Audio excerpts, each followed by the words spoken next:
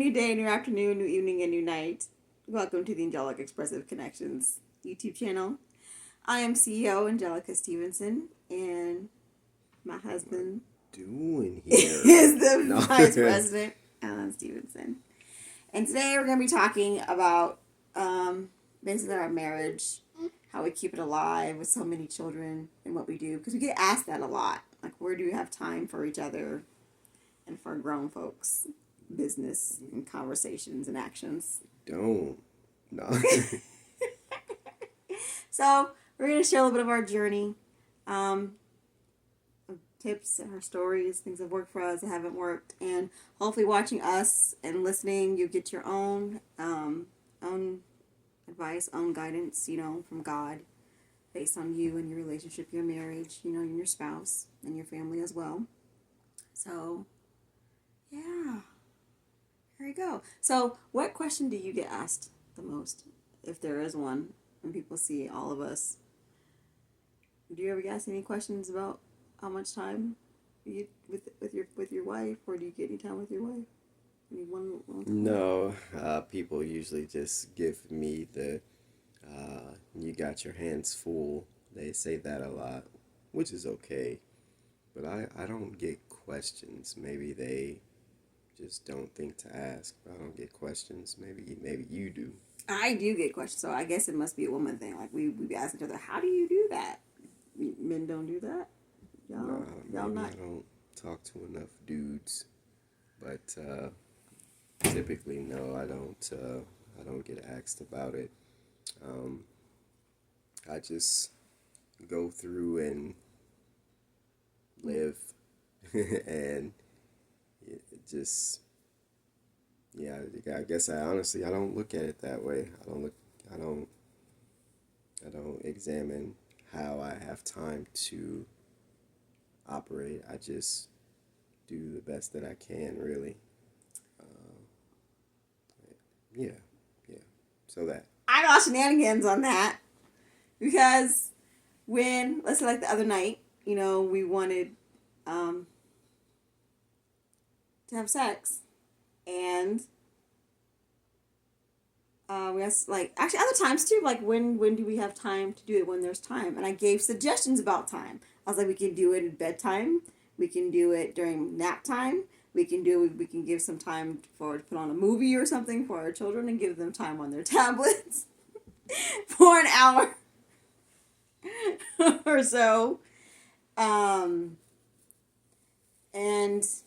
because you always mention, like, he mentions that, and that it's true that either I'm tired when he is in the mood, because I'm a stay-at-home mom of 6 children. I'm also doing business, and I get tired at night, or I'm in a business mode, I'm working, and he doesn't want to disturb me because he's very supportive and he sees me in the zone. Yeah, I guess I chalk that up to a separate issue. Ooh, what issue is that? This when you went into the work zones or whatever, and I went through that period about, I think it was maybe a month or two ago.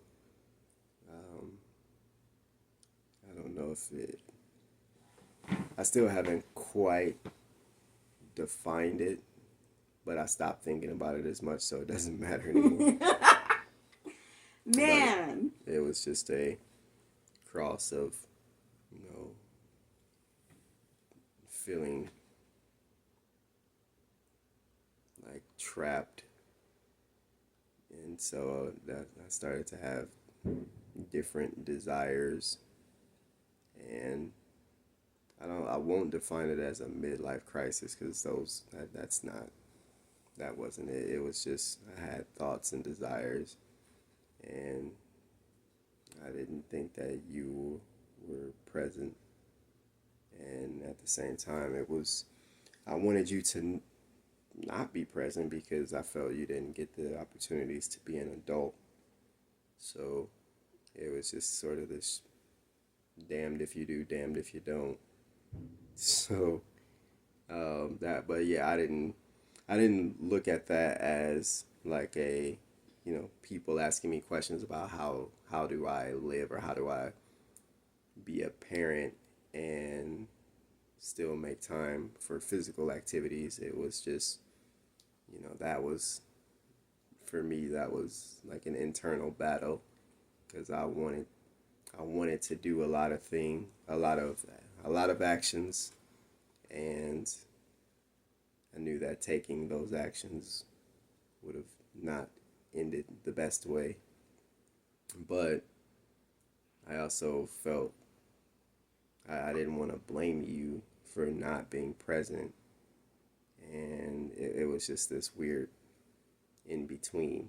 So yeah, so there's that. So I love this. I really do. 5 stages of ascension that I teach from based on my books and my signature program, Higher Connect Communications, and my Perfect Parenting Secrets. There's stage 4, the Living Higher Journey, and in it is lessons from the Higher Connections and Communications program.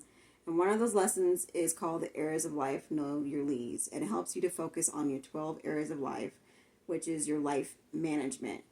And right now we're talking and sharing our stories about our life management in our professional areas of life, which is like business or job, our romantically area of life, as husband and wife, and combined with our family area of life, and also mentally area of life and emotionally area of life as well. And in order to keep these areas of life balanced, keeping it in internally and just to yourself, like when I didn't know he was doing all that, and that caused some issues and problems with him, and then with me, and then with me, and then with him, and then us together. So definitely make sure that we talk to each other, be honest about it, have a couple check-in, like weekly or monthly or nightly or something, so that you are talking and communicating and have time to spend together. I know I told Alan, okay, Alan, I want to go back to us at least having an hour before bedtime. Well, before our bedtime, after our children's bedtime, for us just to have an hour together every day so we can see what's up, see what's new, share each other thoughts, feelings, play a game. You owe me some AC Doocy, though. You owe me some AC Doocy! Get on that backgammon. But yeah, so let's go back to the beginning. So, how long have we been together? I always look at Alex's age, so so what, him plus one, so basically 14 years. Going on 14, yeah. So we've been married for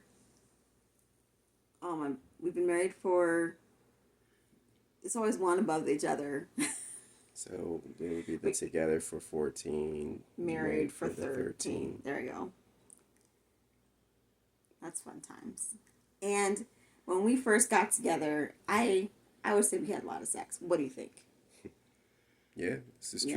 Yes. But you figured that, people getting older, that was a question that I had, maybe because we got older, that was why activities slowed down. So No, because I think we were I think that we were good on the activity, and it just started slowing down after child number 3 going on 4.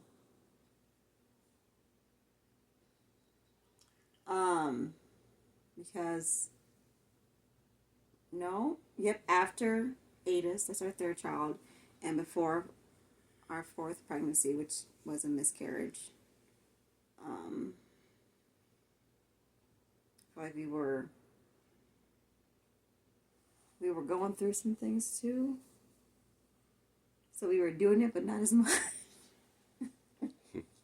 Because I was homeschooling, you were working, but also still, trying to do the light poetic ministry, keeping that strong and going, and doing poetry as well. And then differences, like our spiritual differences as well, our growth and learning journey played a part too. That spiritual area of life had an impact on that. So It wasn't, you would say it wasn't just about children, it was about other things in life that affected our sexual area of life. Yeah, I would agree. Yeah. So managing area of life, making out balance, always starts with you as a person. Like, I have my own thoughts. He has had his own thoughts. I have my own journey. He has his own journey. And how we allow ourselves, how I allow myself to be affected by what's going on outside and around me plays an impact, has an impact on how I treat myself, how I respond, react with myself, react to my husband and my children. And that's why it's very important to do like a daily mind dump, mentally cleansing, rechecking of what's inside of you, what you allowed in, to get it out so that you know what you're doing while you're doing it, and that we're one on one, with your husband, with your partner, and speaking about it. When we don't talk to each other, that's bad. Even though when we do have our times, we don't talk to each other. Well, that's about what our we have a time frame. What did you say? If we don't talk more than 3 days, it's a problem. Something like that. Yeah, that's our time frame. But by that third day, either he's saying something or I come out and I say something. And then once we do that, we're all hunky-dory again, but while still inside, we're still processing, still healing, going through emotions, while at the same time ensuring to hey, I'm okay, you're good, I'm good. That's fun. That's fun times. So how do we keep it going with children? Date nights. Alan, do we have date nights? Yes. We do now. Yeah, it's we do it now. There was a period where we weren't because just I don't know, just the world and my view of money and just trying to be cheap or just not having the money like I would like to have. But I mean now we do them, and then also you want to have some type of fun. It doesn't necessarily have to be the most money. Exactly. That's how I be telling them. I was like, there is plenty of free activities to do, free things to do, and also use manifestation, visualization. Speak it, think it, therefore it is, it will, it can be done. Power, create, all of that. We have a different opinion of that, of how that works,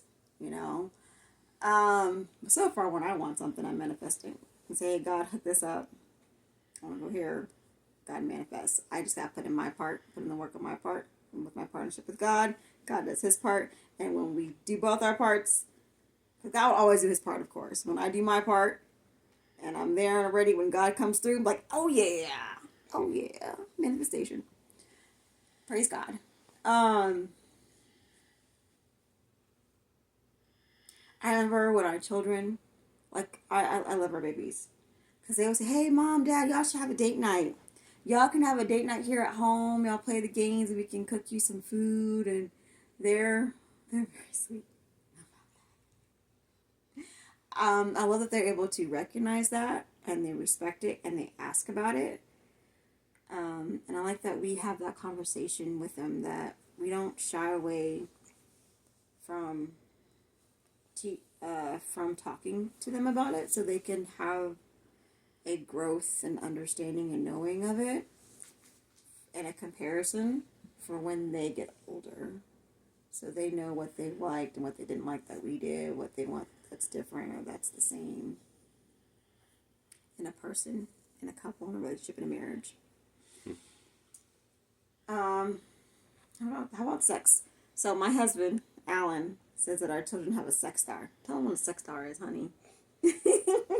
Basically, once we do decide to make some activity happen, they want to be around us more, and they want to just be more active and then not go to sleep and play around more. So yeah, they were really big on that a couple nights ago, and like yeah, they just were really, really extra. And whenever we do get to make the activity happen, someone always comes in at a very specific point.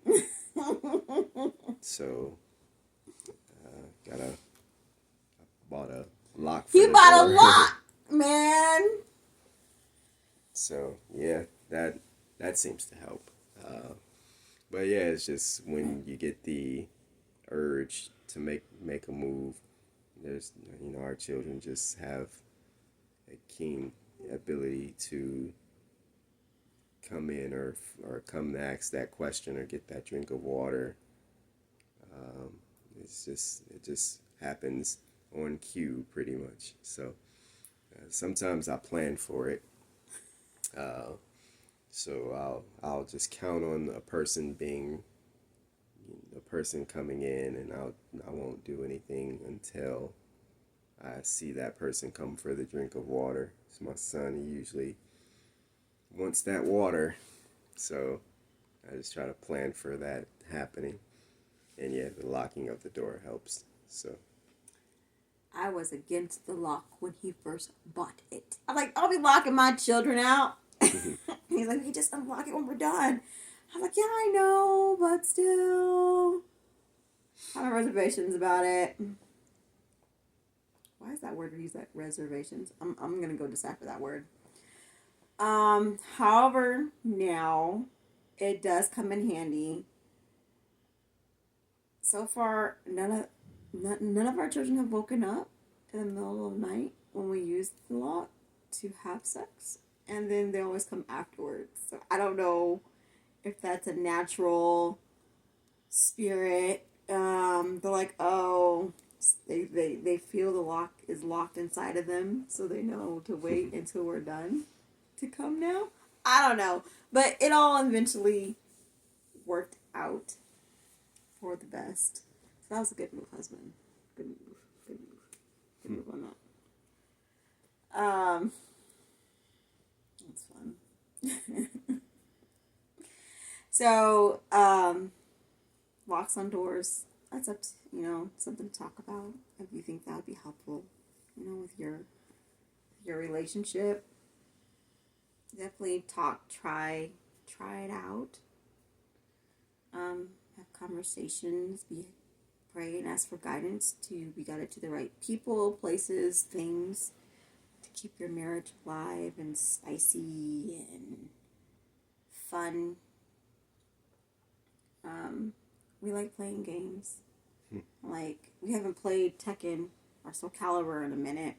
right, this is true. So we gotta get on that. I gotta kick his butt on that. For a little bit. What else? What are the tips and advice that we do that we can share that we keep our relationship how we are going strong and we still laugh and have fun. And I remember I wrote a poem called, what was it called? Hate and love or hate. Something like that, but it's basically a poem I shared. Is that sometimes I can be so mad at him, but I still want him and I still love him at the same time, and we're laughing together. And I'm like, I'm so mad at you. Why am I laughing with you, though? It's called Love and War. One of those. So. Yeah, I guess the advice is just to keep talking. That's always good.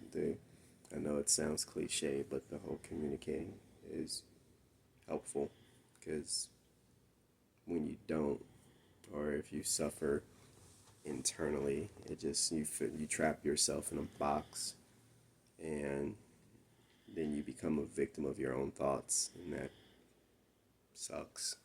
So it's always good to just chat it out with your person, let them know what you're thinking, even if they don't like it. Um, you have to pay attention to how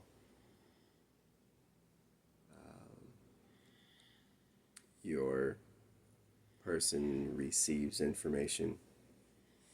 Um, I used to think that just ripping the band-aid off was always the best way, but that changed over some time. Like, yeah, that just changed over time, and so it wasn't as appealing when it came to certain topics to rip the band-aid off. you you gotta you gotta package it a different way sometimes. So um, just be mindful. You just have to be mindful of that, and yeah, just be mindful of that. About the whole, when we talk, and I also make sure the thoughts in my head come through to my mouth.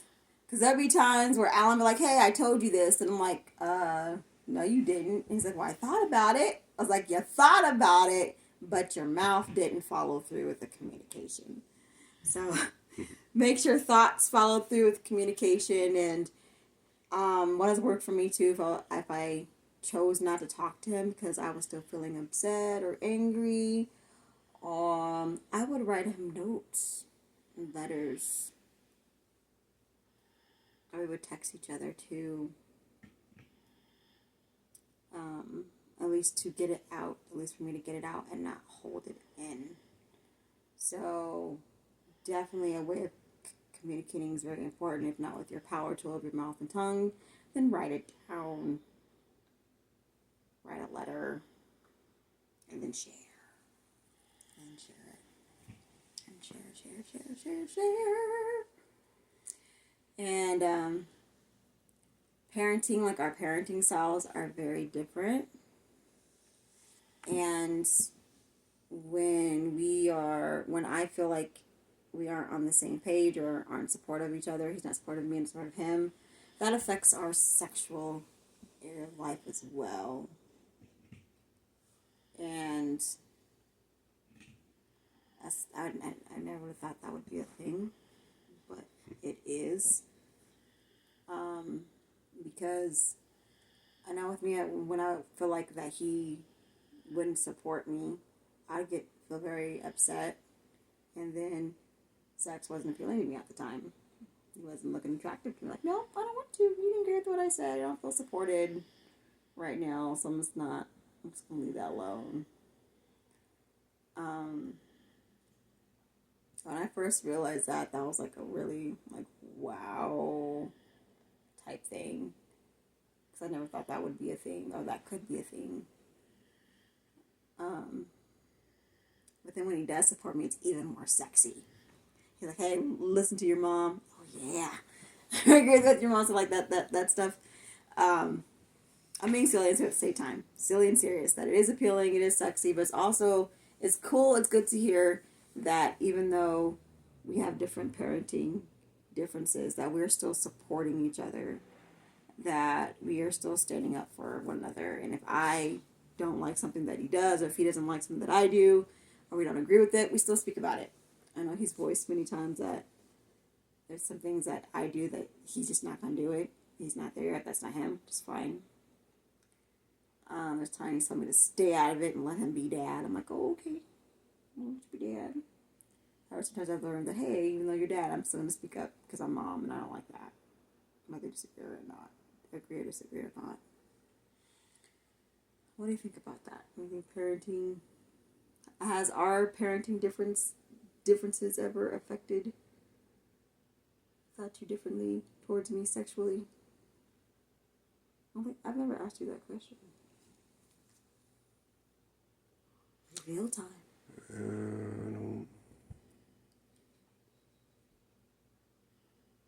No. No.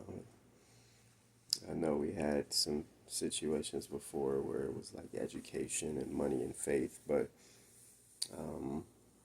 parenting wise, no, we've that hasn't had a negative impact in a physical sense. You do know education has to deal with parenting, right? A little, but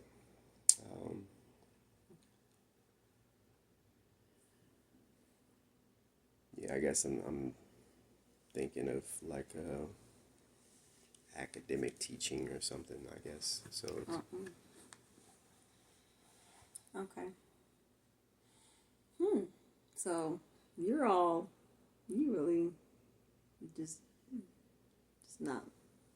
Seems like to me like you're not impacted as much in the sexual area of life. When you ready to bone, you want to bone, whatever's happening. don't matter. Want some? Come get some. I want some. Um,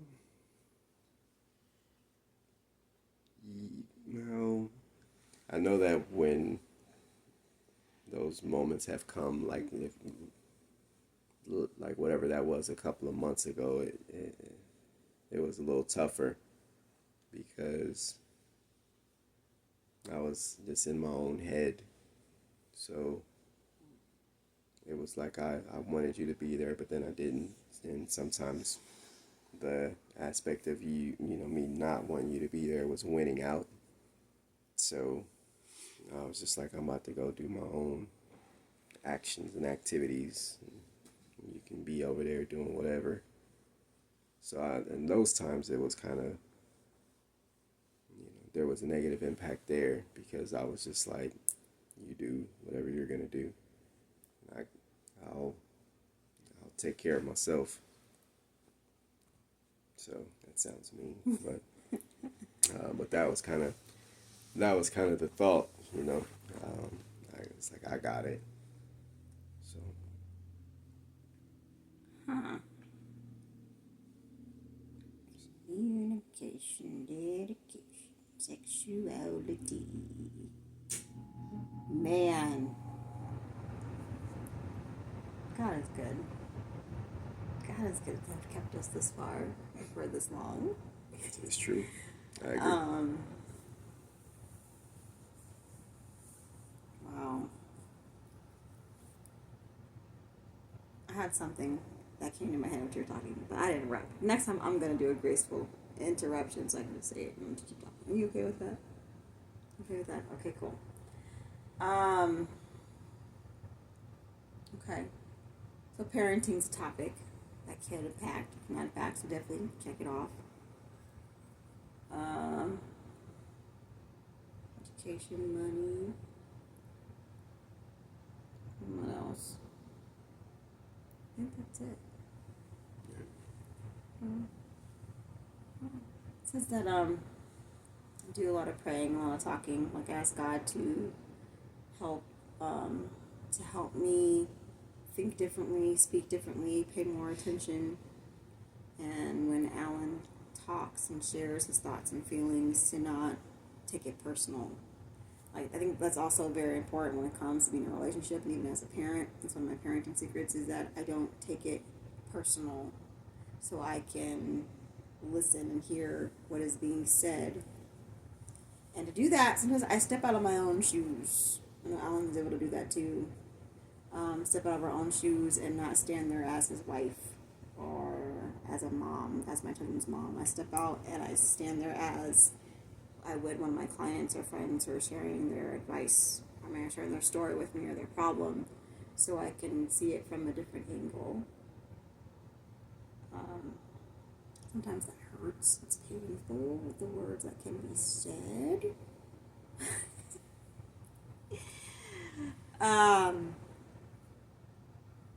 With those past, and in order to dig deep down to see the problem, recognize the problem, and where I can fix that, and where I'm causing it, stepping out of my shoes is very helpful.